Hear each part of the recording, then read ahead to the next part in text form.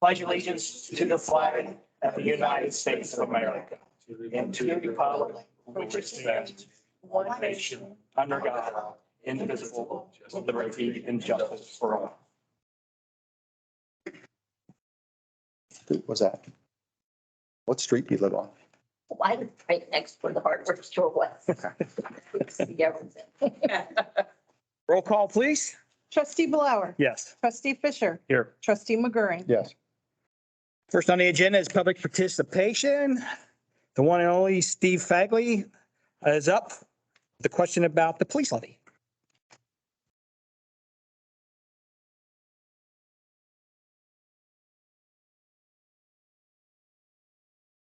Steve Fagley, 4049 Cypress Lane. I was going to mention various job openings in the township. Compare that to the job openings of part-time police officer. I decided not to do that. I thought that might be perceived as diminishing jobs. I didn't want to do that. It may shock you to discover Ross Township has a hard time hiring and especially retaining part-time police officers. I've sat through board meetings probably for 10 years, and this is a broken record. Over and over and over and over and over. People getting hired and then leaving. I spent about a half hour with the police chief trying to figure out what training costs. And you really can't do that. I'm going to give you off the top of my head $2,000 or $3,000. Every time a new police officer is added. I have the crazy idea that instead of spending that $2,000 on training, we spend it on wages. Our police officers are underpaid. It's just that simple.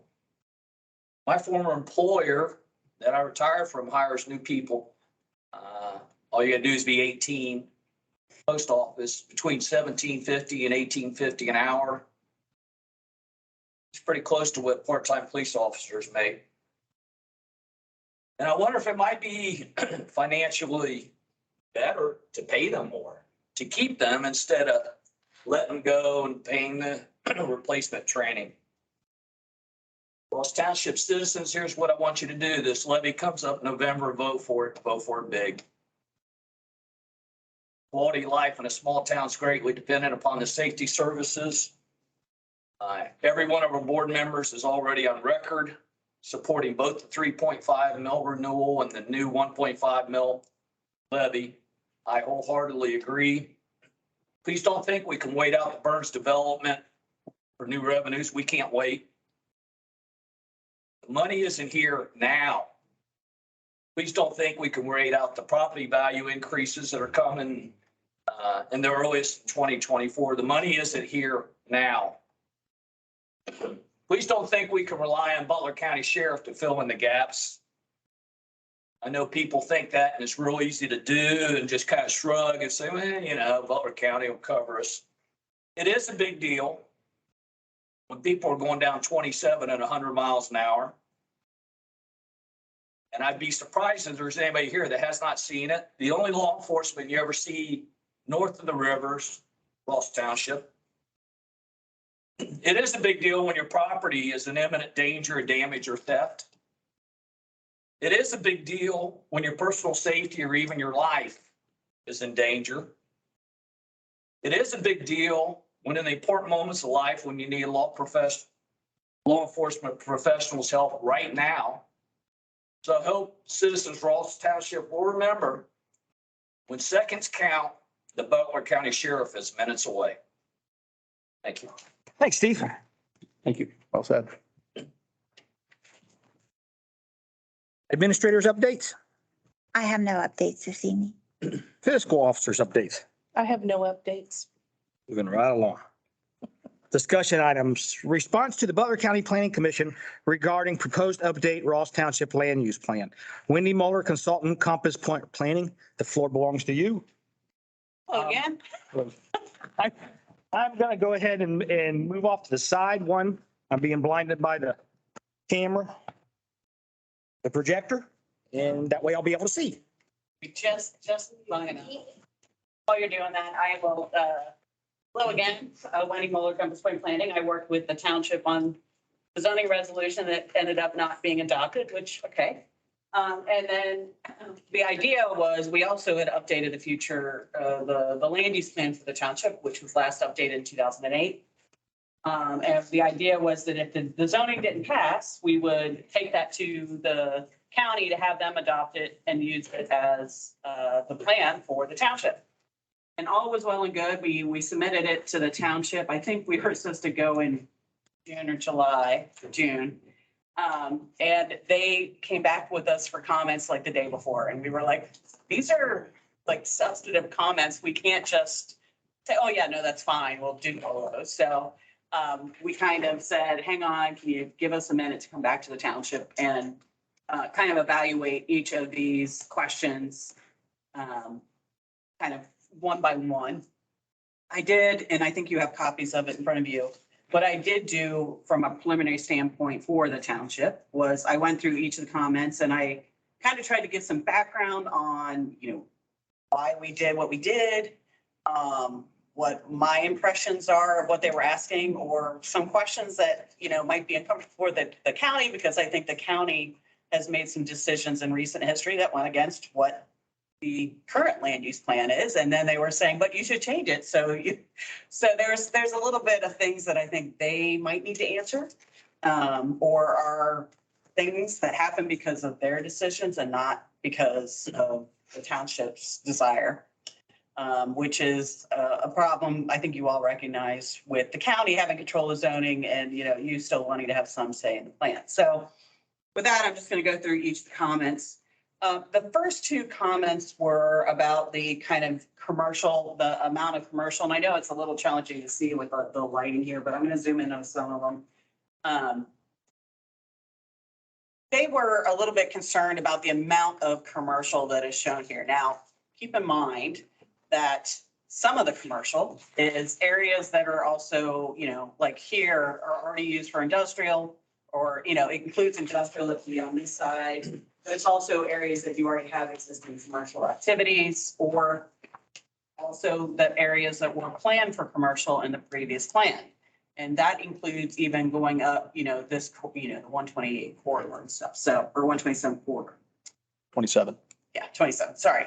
So one of the things that I responded to you all about, kind of thinking how I would respond to the county is that, some of this, particularly around 27, is what was is currently in the 2008 plan. I think in their mind, when we talk about general commercial, they're thinking of things like Skyline and McDonald's and Wendy's and the kind of suburban stuff. That I don't know what the 2008 discussions were, but one of the points I did make to them is that this is not like that. Those areas are not where those kind of suburban things are going, but it could be where some kind of agricultural service business could go. So I think part of it is you have to think about the range of commercial uses that could go in that and whether or not those wouldn't be desirable along 27. Or you may say, you know what, in hindsight, we really don't want commercial to go that further. We'd rather them be down here towards the Venice, the downtown area. So again, this stems from a carryover from the previous plan. It's not one I would tell you to do one way or another, but I want to kind of point out some of the thoughts and considerations. So that's kind of the first two questions really talk about the amount of commercial that is in the township. So I'm opening it up for discussions or thoughts on whether or not you feel like there's a need to reduce any of this. The only thing I'll add is that even though it is, a land use, there's still a process in place that there was an application for something in general business up on 27 and it was denied. So just because it is that, I'd like to make sure everybody knows that doesn't mean it always passes. It always gets changed. Well, and the other thing is that at least, and I know there's going to be some staffing changes at the County Planning Commission and the county, but they've been pretty notorious for requiring plan developments for pretty much anything going in. So it wouldn't surprise me if that's also going to be a challenge to trying to put a commercial in. Plus, as they note in a couple of comments, there's limited area. A lot of the area between, is between Millville and this area doesn't have sewer, or, and so you're going to be very limited on even what kind of commercial activities you could have up there. So But it's not an automatic just because it's colored red. this is a policy. This is saying if somebody with a reasonable commercial activity wanted to go in here, we would be okay with it. Not that it's an absolute. Actually, a lot of that area is currently zoned agricultural right now. So right now, the by right use they could have is already residential at 1 unit per acre. So this is not saying that's a bad thing. The zoning says you can do residential, but this saying is if somebody wanted to do commercial, it could be entertained in this area. Very good. But again, I also think that they keep thinking that commercial is the traditional suburban commercial you see on Colerain Avenue or up here. It could be a wider breadth of things, especially, I think there could be some agricultural services. If somebody wanted to come and sell agricultural implements, it may not be an unreasonable spot for it up there. I would just like to interject. I did attend the planning commission meeting, even though there wasn't much for us to say because we had just received these questions. But after the meeting, I went up to introduce myself to the commission members. One of them lives in Morgan, and she was very concerned about the land use plan with the 4 corners at New London and 27. And what was her concern? She felt as though we needed to better address commercial in that area. Same person own all of that property? Same LLC, LLC? yes. Makes it easier for them to have a master plan in their own minds if they want to. do something with it. What's it zoned right now?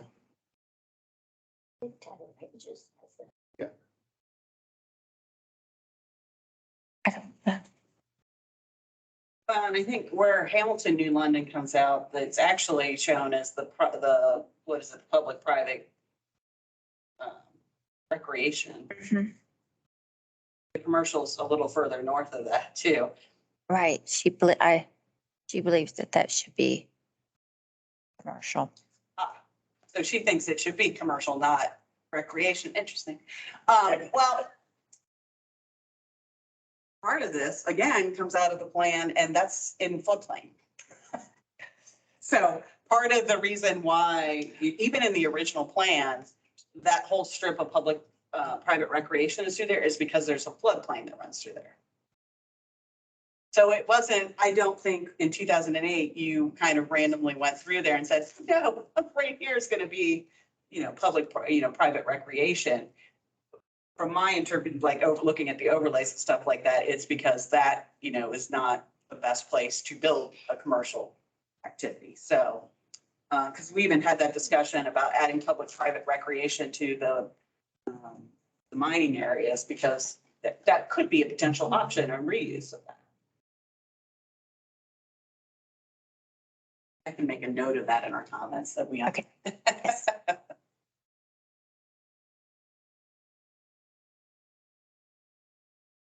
So I guess the question is there any inclination to change anything related to the commercial boundaries? Or if I should just provide a response to them of, we had a discussion about it. We're okay with the way it is because it's policy. And here's the backing behind that, what we've discussed. So. Well, I think that was, the zoning board also worked on updating the land use plan, correct? Yes. Exactly. So there was many hours sat here with that committee. Myself, trustee Wilson sat in as overseers, and then we had a question we could ask when. So I think the due diligence has been done in the work that you all did. Well, we talked about I mean, there Yeah. were people who were involved in the 2008 update who brought their background on that and discussion. So the commercial in here, if anything, has actually probably been a little reduced from that because of the, the floodplain mapping has changed and stuff. Yes. But this carries forward the policies from the 2008 when it comes to commercial. And there were some repeat members from 2008, Mr. Young, Mr. Hyde, and I think anybody else that was under that had been here before, but we had some return people that were able to interject in the foresight of what was thought of in 2008 versus 2022. Okay. Number three, again, the first two comments. Number three, I'm actually going to tell you, I would proactively tell you to disregard this comment, but I will say that basically they said broad swaths of the land planned for low density residential, the yellow that you see all through here, may result in a different character than intended by the township. The low density residential designation allows for 1 acre lots. The majority of existing residential along the township road corridors, actually it's mostly county road corridors, but are 2 acres or larger. If all areas designated for low density residential were to develop as 1 acre lots, the rural character of Ross Township would be impacted. I understand what they're saying. However, interestingly enough, the county zoning says they can have 1 unit per acre. The zoning itself right now is A1 and it's 1 unit per acre. I think it would be catastrophic if they were to try to downzone that to their next levels. I think I don't know if they have an A2, but they have an A5, which would be 1 unit per 5 acres. So they're basically asking, it seems like they're asking for us to have a lower density policy recommendation, the land use plan, than what the zoning allows. So my response was, while the majority of land may be on lots that exceed 2 acres in size, all of those areas are largely zoned A1 with 1 acre lots. Unless the county intends to downzone those areas, require larger lots, and the plan recommendations for those areas and the zoning are aligned, which is kind of what you want. I said there is recognition in the plan that lots may have to be larger than 1 acre because of public health and the septic systems are in that area. So that's why you probably have 2 acre lots for the most part. But I said it doesn't seem logical to have a plan that conflicts completely with the agricultural zoning that has been in place for decades. So again, I think I understand where they were coming from, but I don't think they looked at, oh, wait, we already have zoning that allows for this. So I don't think you would want to change. I mean, if you said, yeah, sure, it can be 1 unit for 2 acres or 1 unit for 5 acres, it's not going to change the zoning, which says, no, you only need 1. I will add just for, just as a reminder, we did alter some of the boundaries of the low density yellow area here, only because there were certain, it's in the, last 10 or so years, there have been some more lot splits along the county roads that resulted in areas that are no longer going to be farm fields. So there were some areas, along the edge here that we kind of expanded this, the yellow, but again, it's reflective of kind of what is going on in those areas.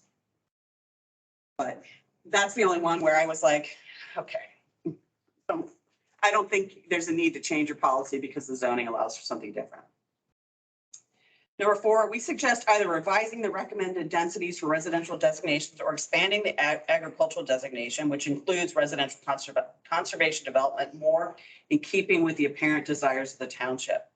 This is maybe one where I can expand the language in the land use category descriptions, but one thing that is different in this plan than your previous one is we have township specific goals and objectives that we kept with this plan. And one of the goals and one of the kind of objectives is to encourage conservation development, which is where you can have a certain number of housing units, but you cluster them on, smaller lots and have bigger areas of like open space or protected natural areas.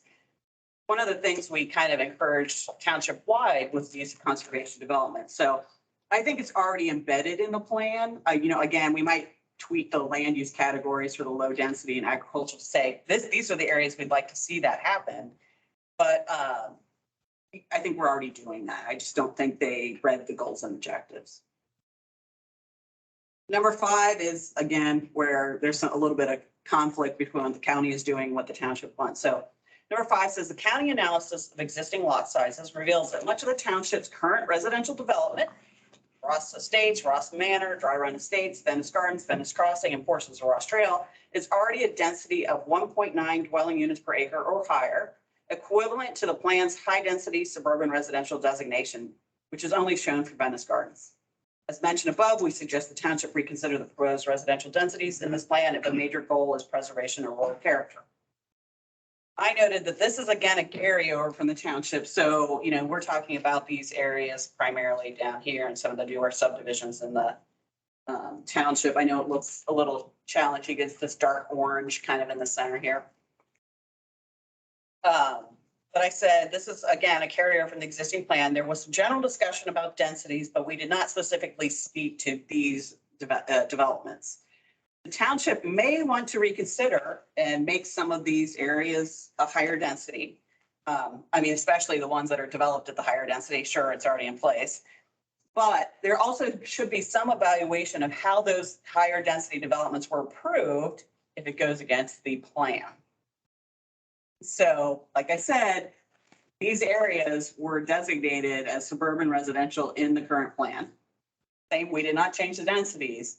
So the only way they got to be higher densities is because county approved higher densities in subdivisions or change zone changes or in PUDs, which a couple of these are PUDs. So this is one again where I think they thought, okay, either you come in line with us or I want to, you guys aren't acting in what the test wants. So I think that's another one of the conflicts about what they're doing versus what the township established. So, I guess the one question is, do we change the densities of do we change the categories for the subdivisions that have already been put in place?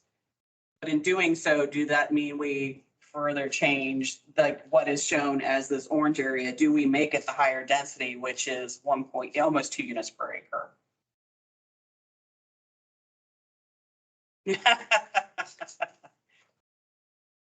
Again, part of this goes to what's the process of them engaging the township when they're making zone changes. So I didn't go back and look at the history of these subdivisions and see what exactly happened, what discussions they had. But that's the first thing that popped in my head is you all were the ones that approved it.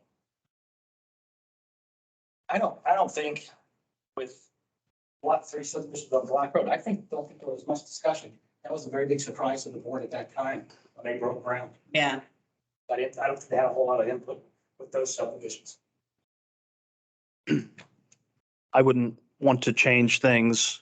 I think the due diligence that was put in before is still there for me. So That's kind of what I thought. And again, this is your policy. I think what moving forward, just to be, is to be aware. Now, again, they are asking for PUDs, which tends to raise a little bit more level of notice and stuff like that. So there might be, maybe you need to put in a request for any specific notice of any zone change application in the township if they don't already do that. But yeah, this is clearly one where I think the discussion, the response to them is, thank you, but here's where we think has happened. And we've had the discussions and we still carry through with this recommendation. And number 6, consider adding stronger language to the plan to protect agricultural production lands, especially along township roads. They keep saying township roads, but the township roads are subdivision roads, so county roads. Should I tell them that? Guys, Yes. They're county roads, not township roads. But from future development, we recommend showing conservation easements, Three Valley Conservation Trust or Nature Conservancy on the future land use map or on separate existing features map. First, township roads tend to be those with residential subdivisions, and county roads are the roads out in the agricultural area. So that was my response. I said the plan does promote agricultural activities out in the agricultural areas, the green areas with the larger farms. But in general manner, it's in a general manner, we want agricultural, we want production and stuff like that. It is assumed that agricultural activities production is the preferred option for agricultural areas.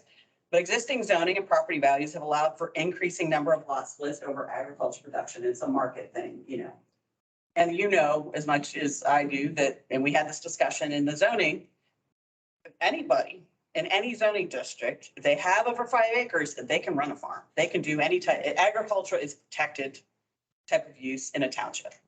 So it doesn't matter what this plan says. If somebody wants to do agriculture, actually the state already kind of protects them.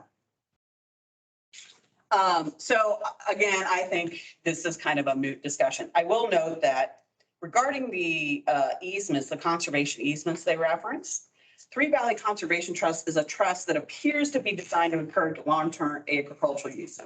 The areas where these properties are already in agricultural designation, so all the ones I saw were already in areas of agricultural designation. From a land use perspective, the land use recommendation and ownership align. So it's unclear that what the benefit would be to specifically call out those property over any, any agricultural use. I have not been able to identify where the Nature Conservancy has any conservation easements. So that's not one. The Three Valley had a map that showed properties. Nature Conservancy, I don't know where those are. They don't own any properties, but they could have an easement on it. But again, I think it's the same thing. Those dictate how the properties can be used. There's nothing that says, they can't continue to do what they're doing. So I don't think there's a need to call those out as anything particularly special. I mean, if the county wants to, they can create an existing features map that shows these, but I don't think it's important to have for the land use plan policy.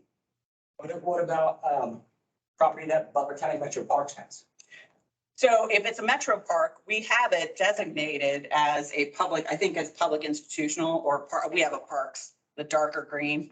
Yes. Yeah, so public-private recreation. So we tried to designate the metro parks already. Yes, got to see Spyglass Ridge, so that's going to be, I believe, the Day Farm, which Metro Parks has had for years, that they can't do nothing with but buildable ground or whatever Metro Parks deems necessary, but it's not sellable. Yeah, well, but it's, but with at least with the Three Valley Conservation Trust, when I looked at it, the conservation easements are to continue agricultural uses, and we're saying they're in the agriculture. It's like they're the same. Like it's not a recreational thing.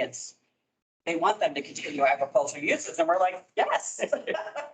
Why do we need to call out those? I don't get it. So I don't think it requires a change. I would not suggest calling those out anything special over the others. Higher density intensity residential and commercial uses should be concentrated in the development service boundary with largely agricultural recreation uses outside the boundary. Has Butler County Water Sewer been consulted regarding location of the development service boundary since adoption in 2008?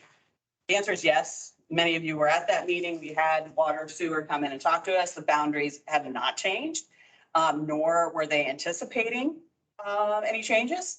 We already made a change. One of the changes we made between 2008 and this plan is this area of the development services, kind of in this northern area. Some of that was designated as agricultural. So we already kind of increased what you can do with it to residential development.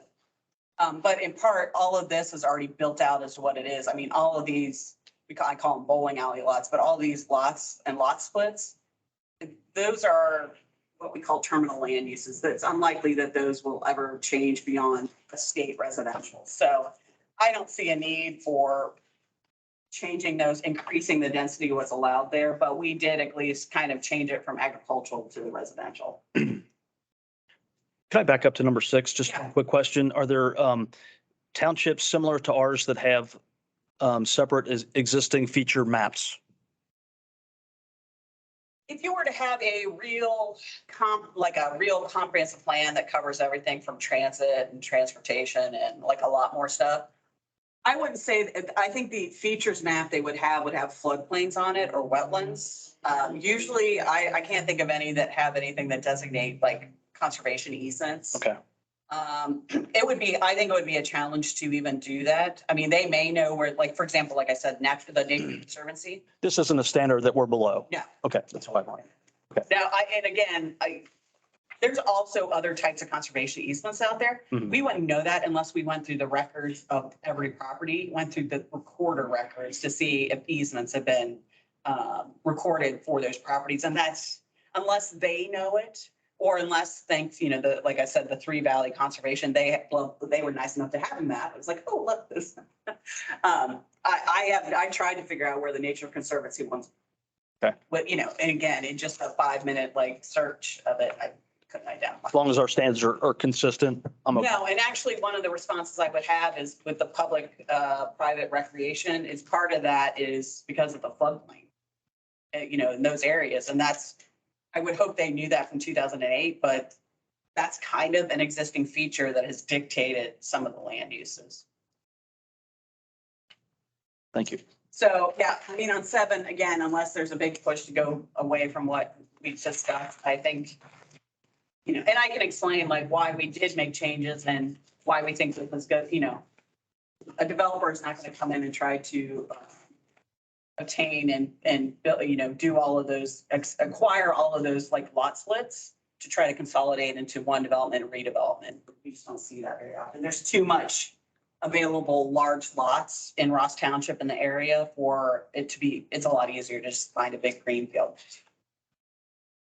8, why is the southwest side of US 27 corridor near New London Road designated for recreation? If for viewshed protection and agricultural designation be better, if truly planned for recreation, we question the effectiveness of narrow roadside strips. Again, if the county is asking for, I was trying to figure where they were talking about. I thought they were talking about, there is a little strip right down here that is shown as recreation. It is such a narrow strip. I don't know what the benefit of it being agricultural is. The only thing, so part of that is it's in a floodway. So I think that's why it came from the 2008 plan.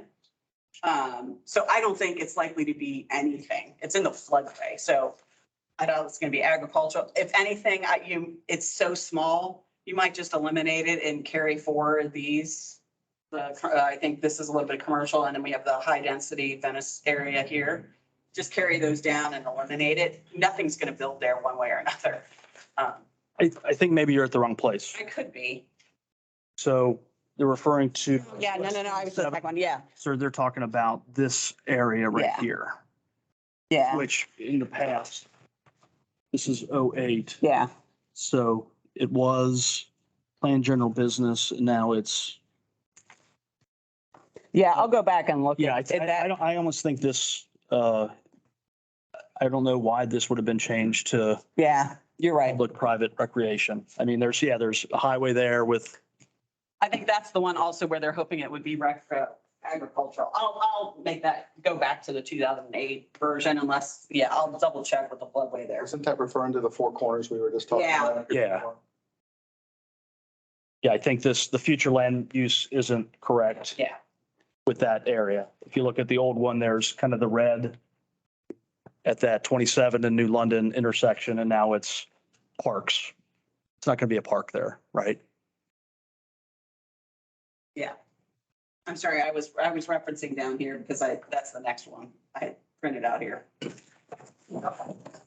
Update the Welch property on Wakeman Road. It was rezoned in case RZC 2301 from public and semi-public to general commercial. This change, I think this is, I believe if I found this right, I think this is the property right here. I'm not sure what the rezoning was about or what they were intending to do with it. I thought something ran out. They changed it and it sat, and that ran out. And so somebody asked to, So then they changed it over to save. You're exactly right. I don't know if there was a cost involved, but it was already changed. They didn't just change it over from what it was that lay dormant for so long. so now it's back to a commercial zoning. And so I think their question Exactly. is, should that be changed from public and institutional to commercial? In the plan to align with the zone. Oh. Okay. I mean, We'll give you one. We'll give you one. the change has been made, so Yeah, there you go. it's fine. We're almost done. We're getting there. Consider designating for now preserved properties in Pyramid Hill lands off Smith Road, historic mounds as public-private recreation.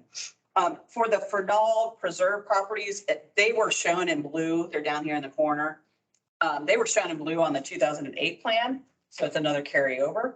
The preserve itself seems to be largely south of the properties, but those properties are owned by the US government. So it's kind of up to the township. I mean, I think it's 6 one way, half a dozen other to show that as public, recreation, public-private recreation. Well, public institutional, I mean, it's owned by the government. So that's up to you. I mean, it is a preserve now. So if we want to show it as the dark green, I mean, that's fine by me. Yeah, I mean, I think that would be consistent with other things. Yeah. And then with the regards to, the Pyramid Hills, I checked and there are 2 properties along, it just seems random, along Sky Meadows that are owned by Pyramid Hills Sculpture Park that could be designated from agriculture to public-private. Again, it's owned by the sculpture park. I don't think it's being used for anything right now. There are these 2 little properties, I think, over here. I didn't even show the right screen grab here, but I think there are these here. So again, I think that's one. The other thing I think we can note is that public and institutional uses, churches, parks and stuff like that would be fine in any of these areas. I mean, it's not like the zoning would allow for it too. So it's also not harmful to just leave it as it is. But I think just to be consistent, it is a park, so we probably should do that. How big are those lots? I don't remember. I responded this at the same time that we were doing this. I can't remember if it's these 2 or if it's this larger one. So I think we're talking like 20 or 30 acres maybe at the most. Got on the hill going up? I don't know. I didn't even go look at them. I just looked at the ownership. They're down at the base of Sky Meadows down here at the very bottom.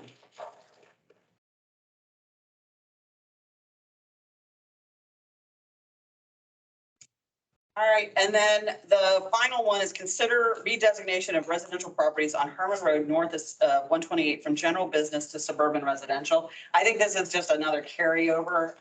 Again, I think it's okay to redesignate it. They said, let's see. So I think it's these areas that are being used for residential and they just, for whatever reason, in the previous plan, I think they're commercial and we just carried it forward. You see them? This one's hard because it's all blurred together. Yeah, sure, yeah. Right here. Is this the previous one? Yeah, yeah. See, it's just a carryover, but they're residential. So it's on a boundary with residential. You can see there's the suburban residential is up here. So I think it's just a matter of kind of correcting that. It is what it is. It's not like you would want them to tear those houses down and. Right. And that's it. That's their comments. So I think there's like 3 or 4 changes that sounds like we're good with. And then what I will do is I will nicely formalize a response to the rest of them and say, thanks, no thanks. We had a discussion about it. This is what we want to move forward with it. And then we can get it on the next agenda. Of course. Along School Road. Property. Uh-huh.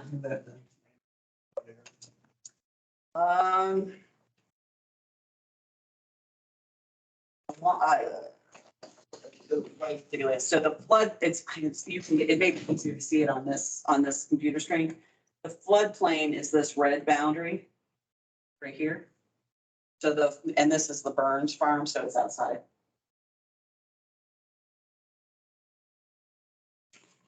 A little bit, it comes up here across 27, but it doesn't make it across.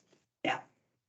I've seen water come across the road there twice since I've been there. Well, so it may not be, so FEMA always updates their stuff. So there's flooding that comes from the streams, which is what FEMA looks at for the floodplains. There's also just poor stormwater control that could come from other ditches and stuff. That would not, that would be, like you said, it's flooding, but it's not what FEMA is controlling. And it's not what the floodplain regulations in the county would apply.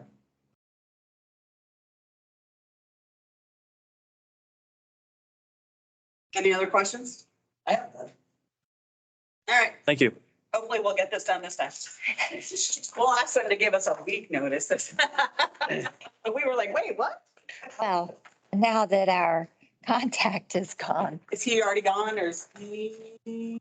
anytime now, I believe. We'll get this in as quickly as possible so they don't decide to add work to this.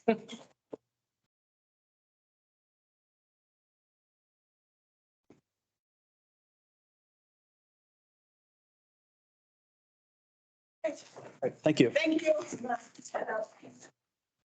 I will send you the revised plan.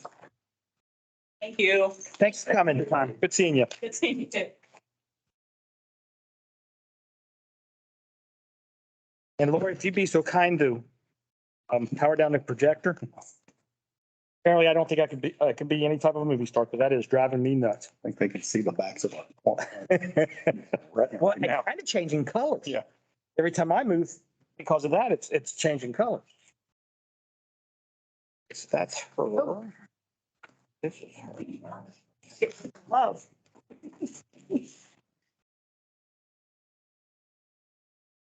Much better.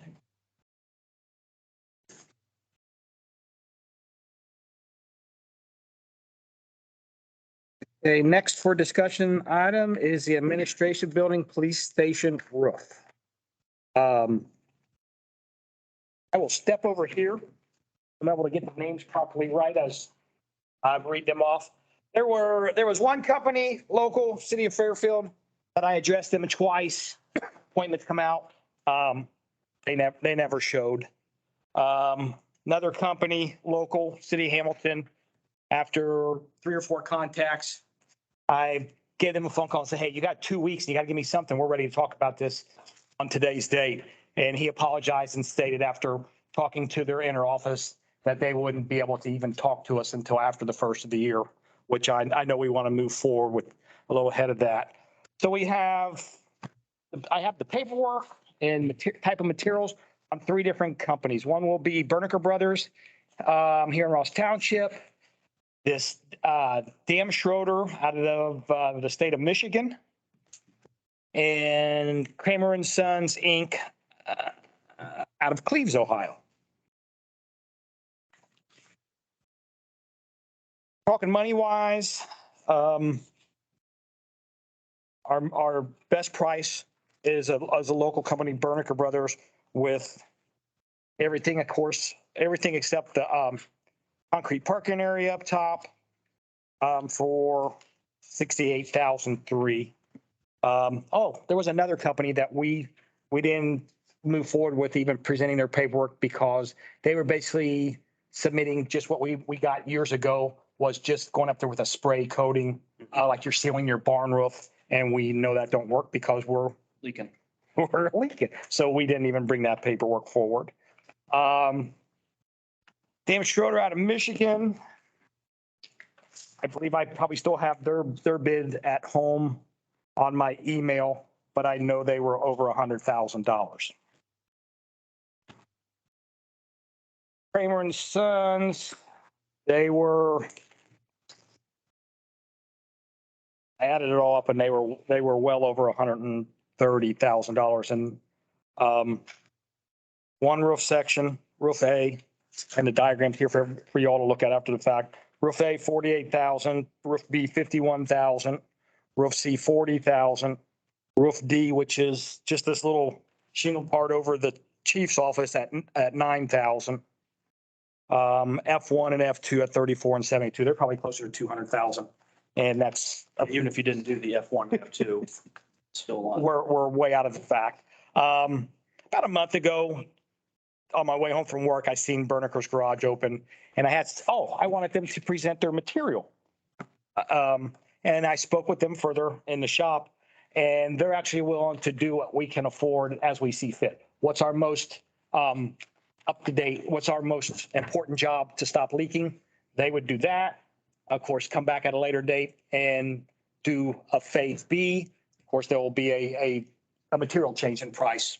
We know that. But for your likings, this will be here to look at. Again, Berniker Brothers seems to be the best bid. We can all sit down and decide what color roof we'd like to have. How do the numbers? Right out of the gate, the blue doesn't work for me. Can we go over the numbers again real quick, like as far as budgeted? We had nothing budgeted for this for this year. How would that work in next year?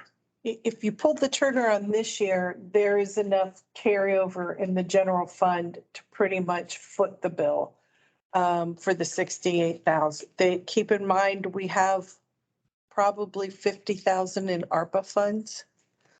Typically, anything that would get done to this building would be a split cost between police and admin or general fund.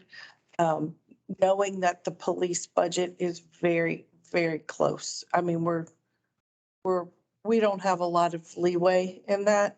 So there are a lot of options. If you wanted to advance the portion for the police portion from the general fund with the expectation, should everything, all levies go forward like we're hoping, they could advance it back, they could budget for it next year as a repayment. You could take the lion's share of what we think we're going to have left in the ARPA funds and put it towards it and then just split. I mean, there are other, or the general fund could just pony it up. I mean, it is, yes, the police share the facility, but Are the ARPA funds one of those pay it or use it or lose it? we have to expend the remaining portion by December of next year. So December of 24, all ARPA funds need to be Okay. spent or returned. And did we talk the last meeting about maybe having to use some of those funds for something with the police?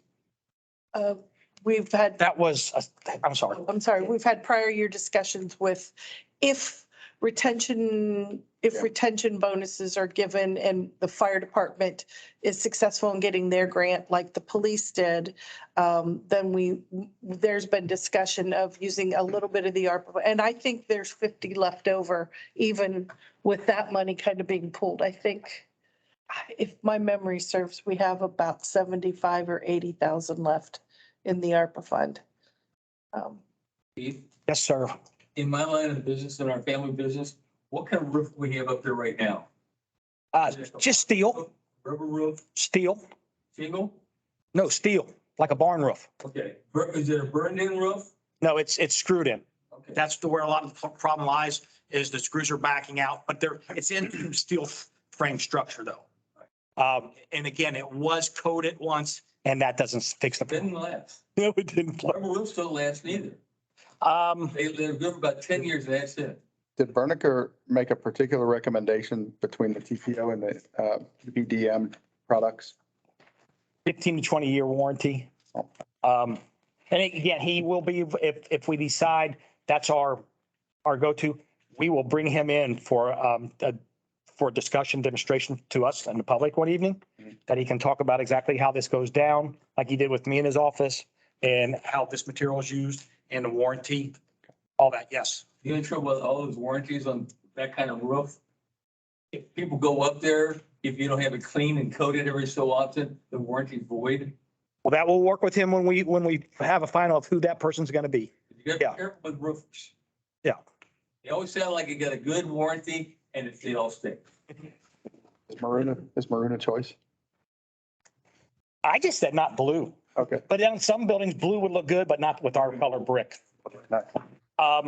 Would we even see it?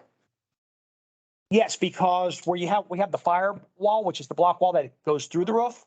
There'll be no flashing. That's where a lot of leakage occurs there on homes and businesses. And it has flashed on both sides, the width of the building. So this material here goes over and adheres to that. So there's no flashing. What they really won't know, speaking to him, until there's actual tearing apart of the gutter that borders the parking area, is his drawing shows a downspout center parking lot. I've never seen that. I think it's complete width, 90-degree, the front of the garage, then another 45-degree, and then downspout. I don't know of another downspout within that length. But he said he showed there was, and they would have to tear it apart to look into it. I think we also talked about, since nobody parks up there, is maybe being able to run a piece of gutter or downspout across the parking area and down to try to dissipate water before it comes all the way to the front. But again, that's what we can speak to him about and their associates when we invite them up. And I would probably, I know I would like to do it at a work session, so we can physically go up top and be pointed out and have him show us exactly what he's gonna do. And the audience wants to walk, they can walk too, as far as so they can do what we're doing. Things that they all shrink. I know nothing about this. I know shingles and barn steel. That's it. Okay, this is available for anybody to take home. I will have a breakdown of exactly what's left in the ARPA funding and then where carryovers look like they are lying for both general fund and police for Great. that particular work session. Do you want to look at that and get back with me by the first meeting in August? And then we'll decide if we're going to send him, see if he can come on our August work session. Okay. To pay a visit. Yeah, I'm comfortable with them. Yeah. Okay, so that'll be there and final decision will be brought up whether we're going to invite him for that or not on our work session. Great. See, that government does work with lightning speed. We just started talking about this in what, February? Okay, next up is educational expense reimbursement policy. And who's taking that? Ori? I believe you all discussed it and some other minor changes were made, and it was just if you want to include a, dollar amount, no more than a certain dollar amount, I just need to know what that dollar amount is and then get that included.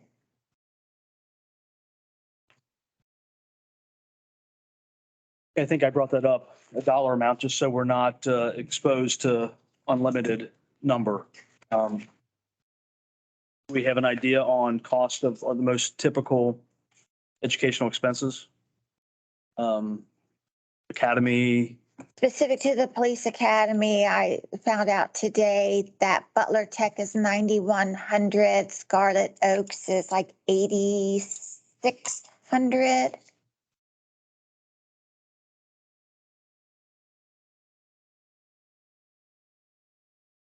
Paramedic, do we know what paramedic's running? Look up paramedic.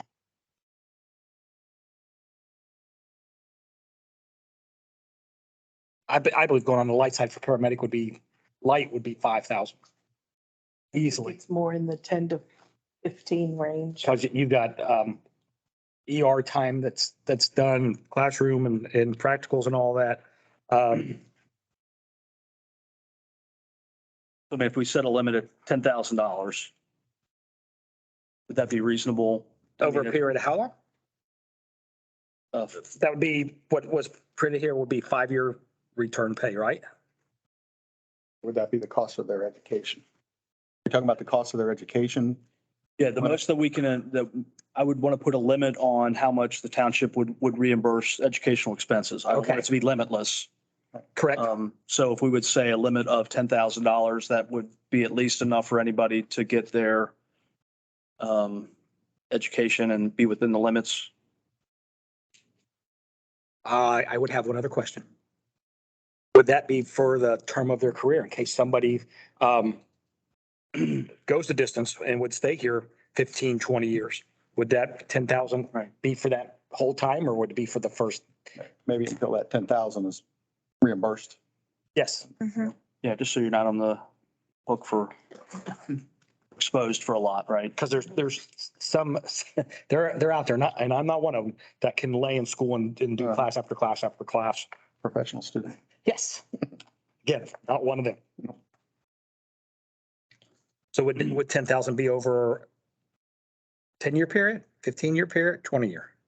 Should that be in the writing somehow? Well, once they've reimbursed it back to the township, And they can start over again? Right. Okay. Yeah. I understand that. 10,000 is fine with me. And we're not paying it up front. correct? This is reimbursed to them over 5 years. Yes. Okay. For the verbiage that's written here. And if they leave employment, they're expected to pay any reimbursement back. Have the terms of that been defined? It says here, and I made a note of it, no remaining reimbursement will be made. And the employee must pay back 100% of the reimbursement. If the, I mean, what are the terms of that? Do they pay back $10 a week? Or, you know, I mean, they could stretch that out for a pretty long time. I think we should Point. find those terms. And then above that, that's in section 6. And then above that in section 4, it says, this has to do with the part-time auxiliary. And if they have one job or two jobs, they get a one additional employer equals 50% reimbursement, two additional employers equals 33. How do we know if that changes and what if it does? Or does it matter? That was my only 2 comments on the whole thing at this point.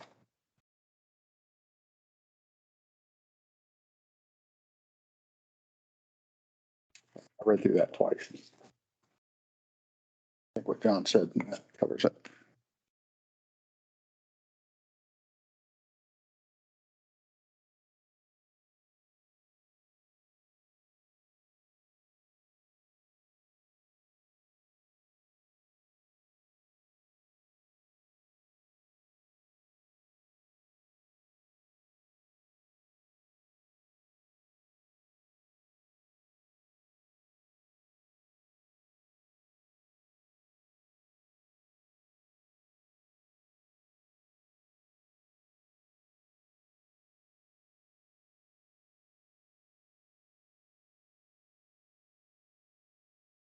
So you say are you asking for understanding of this or that you're in agreement with it? Understanding, but maybe to tighten that up a little bit. Because the actual cost of reimbursement is paid by Ross Township will be based on the percentage of the number of additional agencies the employee is employed through. If that changes, if they're working for 3 and then all of a sudden they're only working for 1, How would we know? well, Wouldn't it be at the time they enter into the agreement? Because they're going to enter into an agreement with us at this point. And if they're working for 2 other firehouses, for example, and we're the third, we're going to pay a third of and that's the agreement that we're agreeing okay, to at the time of the at the agreement. time of the agreement. Okay. Now, if they then put one of those 2, well, that's We're just lucky and we're just getting paid back what we're getting paid. right. Okay. And then I agree with you that there needs to be a time frame. On 6. Yes. Mhm. And granted, if there was a hardship, they could petition the board, but I don't think we need to go into that level of detail in the policy. Because you always have the ability to, unless we want to state that, They could demonstrate a hardship. 24 months Understood. doesn't seem that unreasonable, unless it's the full 10,000. You know, and we've reimbursed them $10,000. It seems to me 24 to 36 months. So that's $100 a week, give or take. Yeah, unless they come and plead their case and then we would ask them to enter into a repayment agreement and that maybe that could be stated in here is that a repayment agreement based on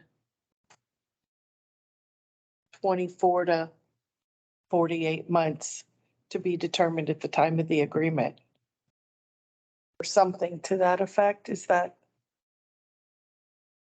Okay, 24 to 48. $100 a week might be a That might be a little, tough. right, For somebody, young starting out. correct. I agree. A lot. Okay, Okay. 24 to 48 Mhm. months. Okay. And then that some type of statement about a repayment agreement, And it needs to be consistent. They right? can't start paying at 46 months or 26 months. That might be a question we need to ask Frick about. What kind of alternative do we have if they?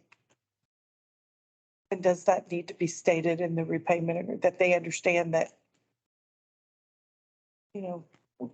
I guess we could use the services of a collection Collection agency, agency yeah. or something. Yeah. I just think it needs to be stated so that the employee understands that we expect to be paid back. Hopefully there's enough vetting going on. That I'm confident in that Right. person's. Stay.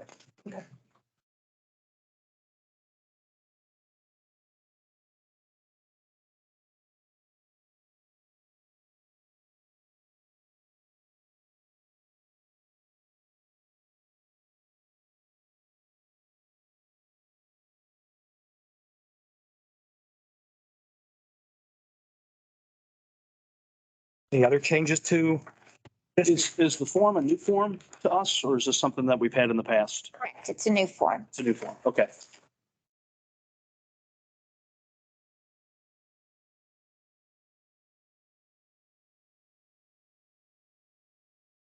Lori, what do you need from the board this evening on this?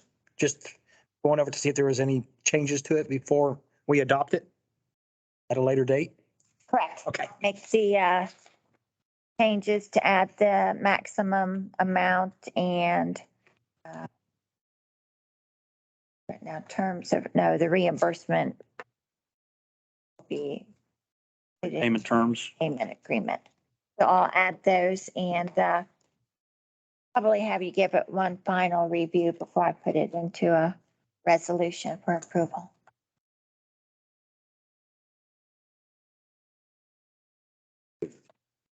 Anything else on that? Anything further from the board? No. Had something that, is this the correspondence that you're asking about correspondence or? is that- Yeah, anything from the board to, for the work session? I did have somebody that asked about stop signs and road humps on Rabina. And I talked to Superintendent Bulak and I talked to Chief Roberts, and they both explained to me the reason for stop signs. Mr.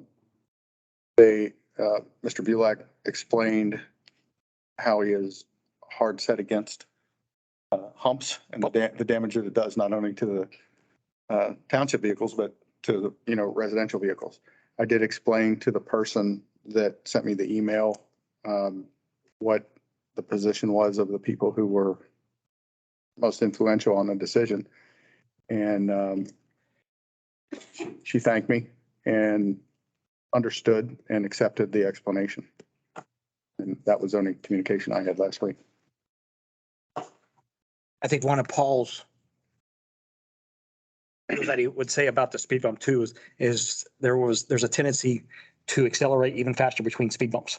That's what somebody explained to me. Yes. Yeah.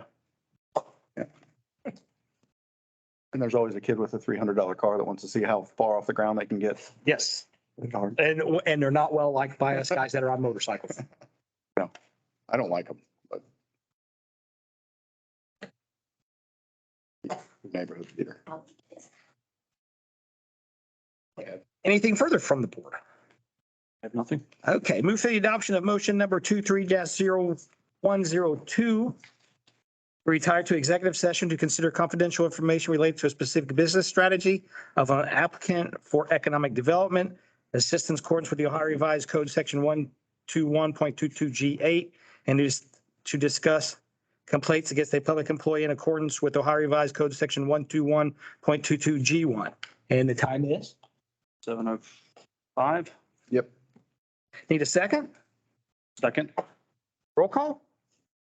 Trustee McGurran, Yes. trustee Fisher, Yes. trustee Blower. Yes. Our next meeting will be August 3rd at 6 PM. That'll be our regular business meeting. Once we return from executive session, we will conduct no more township business. We will adjourn and head home. Thank you for coming tonight. Thank you.